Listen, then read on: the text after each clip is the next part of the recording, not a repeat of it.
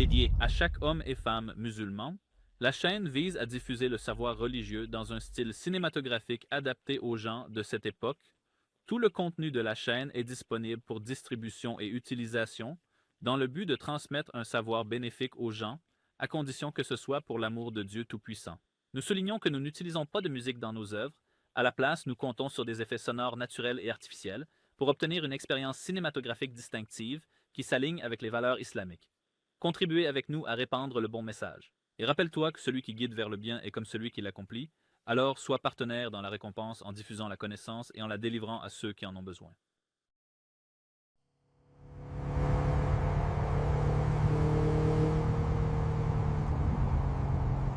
Oh, Abdullah, quelle est ton ambition dans cette vie?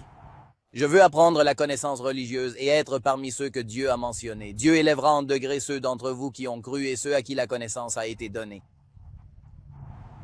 Que Dieu te bénisse, Abdullah. Commençons le voyage maintenant. Nous commencerons par la jurisprudence, là où chaque croyant commence son voyage pour rencontrer son Seigneur, la purification.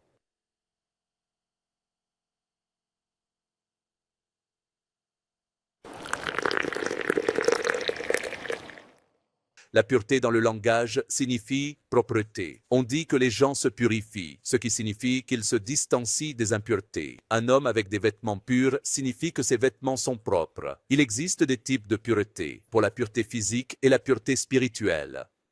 La pureté spirituelle est le nettoyage du cœur de la malice, de l'envie et de l'arrogance. La pureté physique, elle se trouve dans le livre de la pureté ou dans les livres de jurisprudence par les savants. La pureté est l'élimination de l'impureté rituelle du corps d'une personne et l'élimination de la souillure, c'est-à-dire l'impureté de leur corps, de leurs vêtements ou de leur lieu.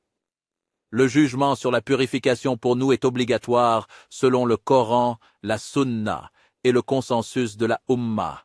Tous les savants s'accordent à dire que la purification est une condition pour la validité de la prière. La prière n'est pas valide, ni obligatoire, ni volontaire sans purification.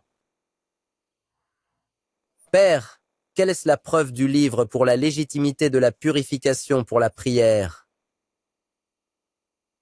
Quant au livre, Allah le Très-Haut dit « Ô vous qui avez cru, lorsque vous vous levez pour prier, lavez vos visages et vos mains jusqu'aux coudes et passez vos mains mouillées sur vos têtes et lavez vos pieds jusqu'aux chevilles. » C'est le verset de l'ablution. Allah le Très-Haut nous a ordonné lorsque nous nous levons pour prier de laver ces 4 parties.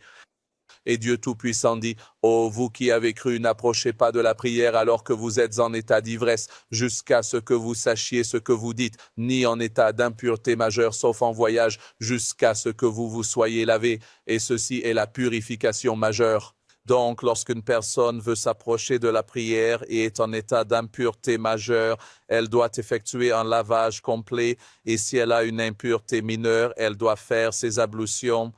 Et quelle est la preuve de la sunna?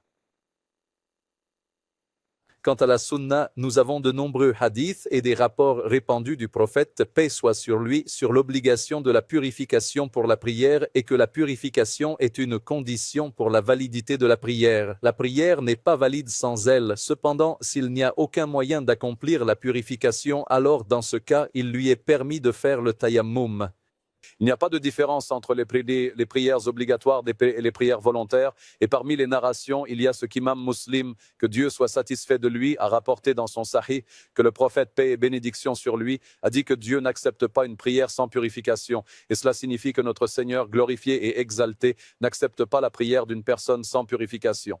Cela signifie que sa prière n'est pas acceptée. Fais attention, Abdullah. Le principe de base pour un juriste est qu'il ne parle pas d'acceptation ou de non-acceptation. Il parle seulement de validité et d'invalidité, c'est-à-dire que ce n'est pas le droit du juriste, si quelqu'un vient à lui et dit « j'ai fait ceci ou cela », de lui dire si sa prière est acceptée ou non. L'acceptation et la non-acceptation relèvent de Dieu Tout-Puissant. Le rôle du juriste est de dire que cette prière est valide et que cette prière est invalide. Et ce hadith que nous avons mentionné concernant la légitimité de la purification pour la prière, comme l'affirme l'imam al-Nawawi, que Dieu ait pitié de lui, est un texte sur l'obligation de la purification pour la prière. Quant au consensus, nous avons plusieurs savants qui ont rapporté le consensus selon lequel la purification est une condition pour la validité de la prière.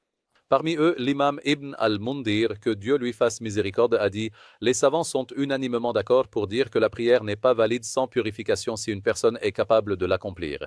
Cela signifie que si une personne est capable de l'accomplir, alors elle n'est pas valide sans purification. Cependant, s'il ne peut pas trouver un moyen de se purifier, alors dans ce cas, il lui est permis de faire le tayammum. » L'imam al-Nawawi, qu'Allah lui fasse miséricorde, a également transmis le consensus selon lequel la purification est une condition pour la validité de la prière et qu'il est interdit de prier sans purification avec de l'eau ou de la terre, sans distinction entre les prières obligatoires et volontaires.